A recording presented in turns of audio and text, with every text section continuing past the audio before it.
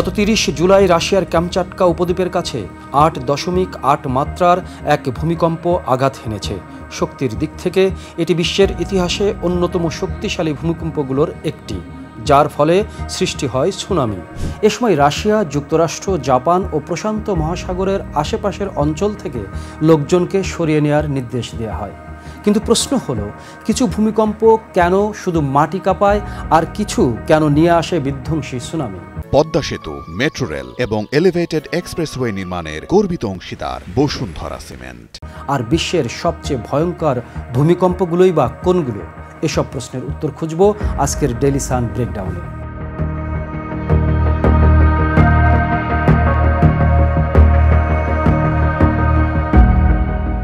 ভূমিকম্প আঘাত হানার ঠিক পরেই রাশিয়ার সেভেরোকুলিরস্ক শহরের একটি বন্দর এবং মাছ প্রক্রিয়াজাতকরণ কেন্দ্র ৪ মিটার বা ১৩ ফুট উঁচু জলোচ্ছ্বাসে প্লাবিত হয়। এটাই ছিল প্রথম বড় ধাক্কা। এরপর জাপানের ইওয়াতে প্রিফেকচারে আঘাত হানে ১.৩ মিটার বা ৪.৩ ফুট উচ্চতার সুনামির ঢেউ। এই ঢেউ ছড়িয়ে পড়ে অনেক দূর, পৌঁছে যায় যুক্তরাষ্ট্রের হাওয়াই ও ক্যালিফোর্নিয়া উপকূলে। ভূকম্প বিজ্ঞানের আধুনিক যুগ শুরু হয় ১৯০০ সাল থেকে। সেই সময় থেকে এখন পর্যন্ত যতগুলো ভূমিকম্প রেকর্ড করা হয়েছে, তাদের মধ্যে কয়েকটি ভূমিকম্প পৌঁছেছে ভয়ঙ্কর মাত্রার শীর্ষে। এদের মধ্যে সবচেয়ে শক্তিশালী ভূমিকম্প ঘটেছিল ১৯৬০ সালে চিলির ভালভিডিয়া শহরে। মাত্রা ছিল ৯.৫ মাত্রা। এতে প্রাণ হারিয়েছিলেন ১,৬৫৫ জন, আর গৃহহীন হয়েছিলেন প্রায় ২০ লক্ষ মানুষ। এক কথায় পুরো একটি দেশের মানচিত্র যেন কেঁপে উঠেছিল। দ্বিতীয় স্থানে আছে ১৯৬৪ সালের আলাস্কা ভূমিকম্প, যার মাত্রা ছিল ৯.২। এটি বিশাল ভূমিক্ষয় ও বিধ্বংসী সুনামি সৃষ্টি করেছিল। তৃতীয় অবস্থানে আছে ২০১১ সালের জাপানের তোহোকু ভূমিকম্প, যার মাত্রা ছিল ৯.১।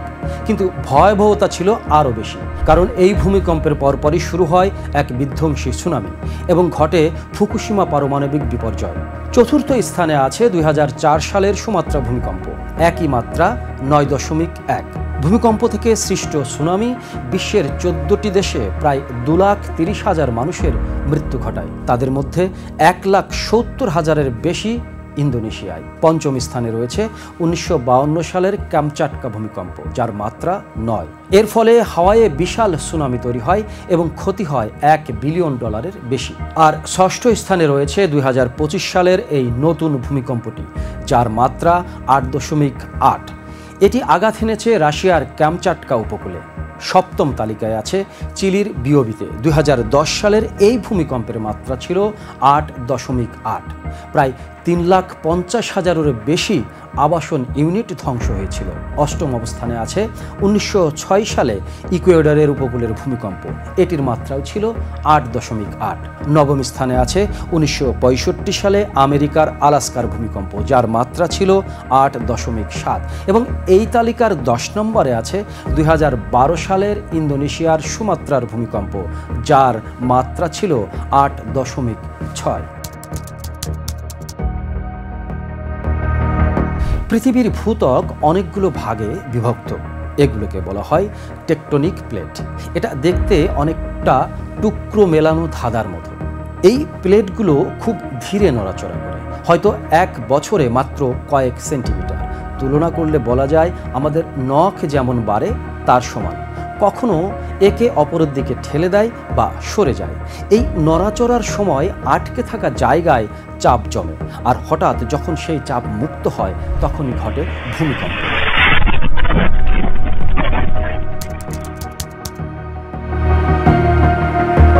যুক্তরাষ্ট্রের ওশানিক অ্যান্ড অ্যাটমসফিয়ার অ্যাডমিনিস্ট্রেশন নোয়ার তথ্য অনুযায়ী সাধারণত কোনো ভূমিকম্পের মাত্রা ৮-এর বেশি না হলে তা বিপজ্জনক দূরবর্তী সুনামি সৃষ্টি করতে পারে না।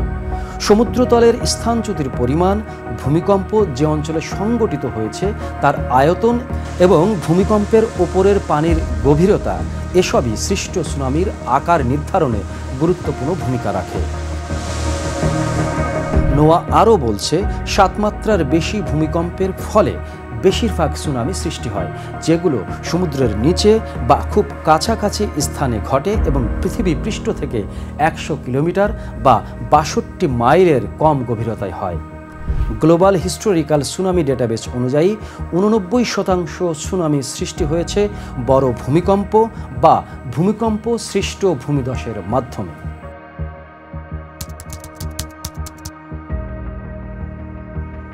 পৃথিবীর ভূগর্ভে শক্তি জমে থাকলে কখন সেটা ভয়াবহ রূপে বেরিয়ে আসবে তা কেউ বলতে পারে না। এই বাস্তবতা পাল্টানোর ক্ষমতা আমাদের হাতে নেই। তবে আমরা ইতিহাস থেকে শিখতে পারি, সজাগ ও প্রস্তুত থাকতে পারি, ভয় না পেয়ে সচেতন হতে পারি। আগাম সতর্কতা, সচেতনতা আর বৈজ্ঞানিক প্রস্তুতির মাধ্যমে আমরা কমাতে পারি প্রাণহানি আর ক্ষয়ক্ষতি। আপনি যদি ভূমিকম্প প্রবণ এলাকায় বাস করেন, নিজেকে তৈরি করুন, পরিবারকে জানান, প্রতিবেশীকে সতর্ক করুন, কারণ ভয়টা ভূমিকম্পের না, ভয়টা শুরু হয় তার পরের ধাক্কা থেকে, আর সেই ধাক্কাই বাঁচার একমাত্র উপায় প্রস্তুতি। ডেইলি সানের আপডেটেড নিউজের নোটিফিকেশন পেতে আমাদের ইউটিউব চ্যানেলটি সাবস্ক্রাইব করুন, বেল আইকনটি চাপুন, ভিডিওতে লাইক দিন, কমেন্ট করুন এবং শেয়ার করুন। আর হ্যাঁ, ডেইলি সানের ফেসবুক পেজটি ফলো দিতে ভুলবেন না। সুস্থ থাকুন, নিরাপদে থাকুন, ডেইলি সানের সাথেই থাকুন। For more updates, follow us on Facebook, subscribe our YouTube channel, get the latest update on www.daily-sun.com.